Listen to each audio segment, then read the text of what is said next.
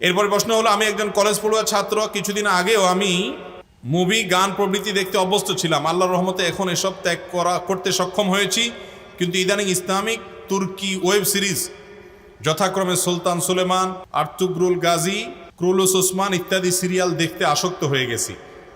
এ বিষয়ে শরীয়তের বিধান জানতে চাই। এরপরে প্রশ্ন হলো, বিড়াল, কুকুর, পাখি বা কবুতর পালা যাবে কিনা। এরপরে প্রশ্ন হলো, অনেক আলেম বলে থাকেন যে এক এক নামাজের পর এক এক সূরা পাঠ করার অনেক ফজিলত আছে, যেমন ফজরের পর সূরা ইয়াসিন, মাগরিবের পর সূরা ওয়াকিয়া, এশার পর সূরা মুলক। এগুলো কি সঠিক?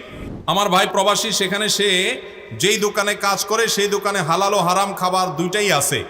এই টাকা আমি এবং আমার বাবা মা খেলে আমাদের জন্য হালাল হবে কিনা। দেখুন, যদি কারোর হালাল এবং হারাম দুই রকমের উপার্জন থাকে, কিছু টাকা হালাল কিছু টাকা হারাম, তাহলে দেখতে হবে বেশিরভাগ হালাল না বেশিরভাগ হারাম। যদি হারামের পরিমাণ বেশি হয় তাহলে সেটা খাবেন না, আর যদি হালালের পরিমাণ বেশি হয়, হারাম কম থাকে, তাহলে খেতে পারেন, কিন্তু সেটা অ্যাভয়েড করতে পারলে, না খেতে পারলে ভালো, তাকওয়ার দাবি। আর যদি কেউ এরকম বড় ভাই বা বাবা তিনি উপার্জন করেন, আপনি ছোট, এখন উপার্জন করেন না, উপার্জনের সুযোগ নাই, তাহলে আপনি তার অধীনস্থ হিসাবে আপনার জন্য সেটা খাওয়া জায়েজ হতে পারে। বিকল্প উপার্জনের পথ খুঁজতে থাকবেন সেটা পাওয়ার আগ পর্যন্ত ওজর হিসাবে। এরপরে প্রশ্ন হলো, বিড়াল, কুকুর, পাখি বা কবুতর পালা যাবে কিনা। বিড়াল পালা তো যাবে, এতে কোনো সন্দেহ নাই, কারণ নবী করিম সাল্লাল্লাহু আলাইহি সাল্লাম বিড়াল সম্পর্কে বলেছেন, ফাইন্নাহা মিনাত তাওয়াফিনা আলাইকুমাত তাওয়াফাত। বিড়াল তোমাদের বাসা বাড়িতেই থাকে, এই জন্য তার ঝুঁটাকে তিনি হারাম করেন নাই। বিড়াল যদি কোনো কিছুতে মুখ দেয়, তাহলে কুকুর মুখ দিলে যেরকম হারাম হয়ে যায়, নাপাক হয়ে যায়, বিড়াল যদি মুখ দেয়, বিড়ালের ঝুঁটা কি হয় না, নাপাক হয় না। এই জন্য বিড়াল পালা জায়েজ আছে, বিশেষ করে ইঁদুরের উপদ্রব থেকে বাঁচার জন্য, কিংবা এমনি আদর করে আপনি বিড়াল পালেন, কোনো অসুবিধা নাই। আপনারা সবাই জানেন, একজন সাহাবী ছিলেন, নাম হলো আবু হুরায়রা, নাম শুনছেন না, রাদিয়াল্লাহু তাআলা আনহু। ওনার নাম কিন্তু আসলে আবু হুরায়রা ছিল না, ওনার নাম ছিল প্রসিদ্ধ মত অনুযায়ী আব্দুর রহমান। আরও অনেকগুলো মত আছে ওনার নাম নিয়ে, কিন্তু ওনার নাম পরে আবু হুরায়রা উঠে গেছে। কিভাবে? ওনার একটা বিড়াল ছিল, জামার হাতার ভিতরে এই বিড়াল ভরে অনেক সময় মসজিদে নিয়ে আসতেন। তো একবার নবী করিম সাল্লাল্লাহু আলাইহি ওয়াসাল্লাম তার ওই বিড়াল দেখে, তার সবসময় তার সাথে সাথে বিড়ালটা থাকে, এটা দেখে তাকে বললেন, ও বিড়ালের বাপ। আবু হুরায়রা মানে বিড়ালের বাপ। এরপর থেকে ওনার নাম হয়ে গেছে কি, বিড়ালের বাপ। আসলে কি তিনি বিড়ালের বাপ ছিলেন? এটা কথার কথা হয়ে গেছে, রাসূল আকরাম সাল্লাল্লাহু আলাইহি ওয়াসাল্লাম মজা করে বলেছিলেন।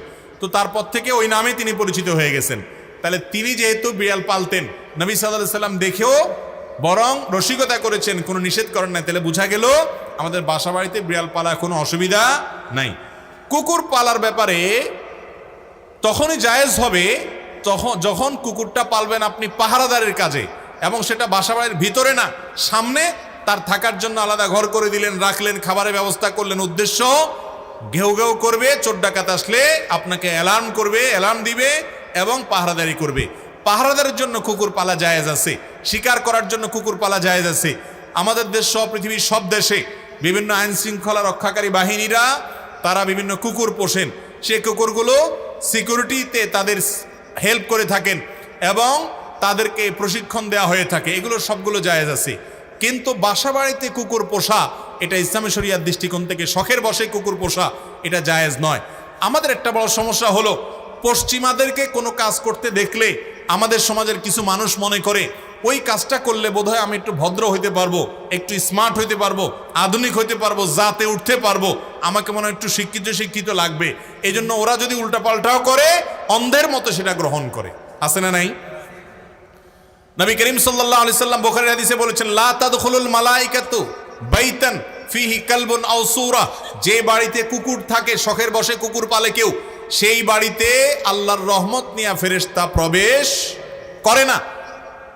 তারা নবী করিম সাল্লাল্লাহু আলাইহি সাল্লাম নিষেধ করেছেন।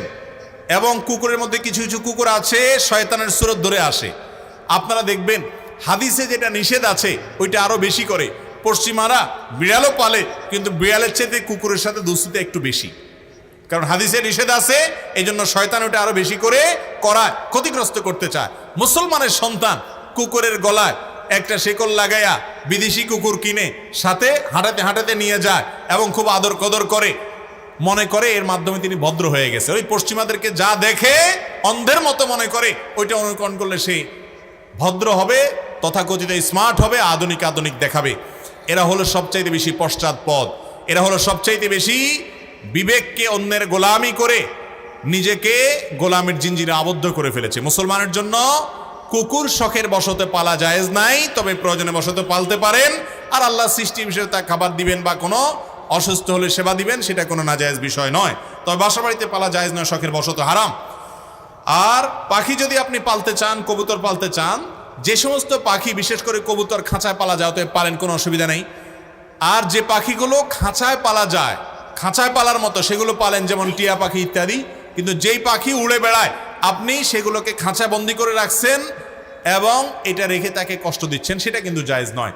আর যেগুলো খাঁচাতেই পালার জন্য উপযোগী এই টাইপের, বাহিরে রাখলে বরং, ছেড়ে দিলে বরং সেগুলো মারা যাবে, তাহলে সেই রকম পাখি পালতে অসুবিধা নাই। এরপরে প্রশ্ন হলো, আমি একজন কলেজ পড়ুয়া ছাত্র। কিছুদিন আগেও আমি মুভি, গান প্রভৃতি দেখতে অভ্যস্ত ছিলাম। আল্লাহর রহমতে এখন এসব ত্যাগ করতে সক্ষম হয়েছি। কিন্তু ইদানিং ইসলামিক তুর্কি ওয়েব সিরিজ, যথাক্রমে সুলতান সুলেমান, আর্তুগরুল গাজী, ক্রুলুস ওসমান ইত্যাদি সিরিয়াল দেখতে আসক্ত হয়ে গেছি। এ বিষয়ে শরীয়তের বিধান জানতে চাই। ভাইরা আমার, ইসলামের ইতিহাস জানা অনেক গুরুত্বপূর্ণ, কিন্তু ইসলামের ইতিহাস জানতে গিয়ে যদি আপনি ফিল্ম দেখতে হয়, আর সেই ফিল্মে যদি নারী পুরুষ সমান তালে অভিনয় করে এবং পর্দাহীনতা থাকে, অশ্লীলতা থাকে, সেখানে যদি মিউজিক থাকে, সেখানে যদি হারামের উপাদান থাকে, এবং সেটা দেখতে গিয়ে যদি আপনাকে হারাম জিনিস অবশ্যই দেখতে হয়, অ্যাভয়েড করার সুযোগ না থাকে, তাহলে ইসলামের ইতিহাস জানার নাম করে সেরকম ফিল্ম দেখা জায়েজ হওয়ার সুযোগ নাই। এটা ঠিক যে মুসলমানদের ইতিহাস আমাদেরকে জানতে হবে, সেগুলোর জন্য যদি এরকম ফিল্ম তৈরি করা হয় যে ফিল্মে হারাম কোনো উপাদান নাই, তাহলে সেগুলো দেখা জায়েজ আছে। এবং এ ধরনের ফিল্ম যেগুলোতে হারাম উপাদান নাই, যেগুলো মানুষ দেখতে পারে হালাল, যেগুলোতে মিউজিক থাকবে না, নারী পুরুষের মিশ্রণ এবং পর্দাহীনতার যে ব্যাপারটা সেটা যদি না থাকে, তাহলে সেরকম ফিল্ম দেখা জায়েজ আছে এবং সেটা বানানো জায়েজ আছে। কিন্তু এরকম ফিল্ম দেখার নাম করে, ইসলামের ইতিহাস জানার নাম করে ফিল্ম দেখলে সেটা গুনাহ হবে সওয়াবের পরিবর্তে। এরপরে প্রশ্ন হলো, অনেক আলেম বলে থাকেন যে এক এক নামাজের পর এক এক সূরা পাঠ করার অনেক ফজিলত আছে, যেমন ফজরের পর সূরা ইয়াসিন, মাগরিবের পর সূরা ওয়াকিয়া, এশার পর সূরা মুলক। এগুলো কি সঠিক? ভাইরা আমার, এর মধ্যে মাগরিবের পরে হোক আর এশার পরে হোক, রাত্রে সূরা মুলক পড়ার ফজিলত আছে। আর সে ফজিলত হলো, রাতে সূরা মুলক পাঠ করলে, নিয়মিত পাঠ করলে ওই ব্যক্তির কবর আযাব মাফ হবে ইনশাআল্লাহ।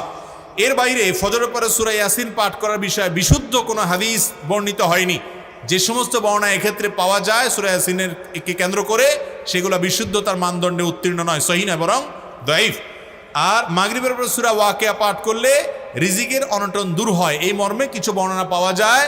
সেগুলো সনদ দিয়েও অনেক মুহাদ্দিসগণ আপত্তি তুলেছেন, তবে বর্ণনা আছে।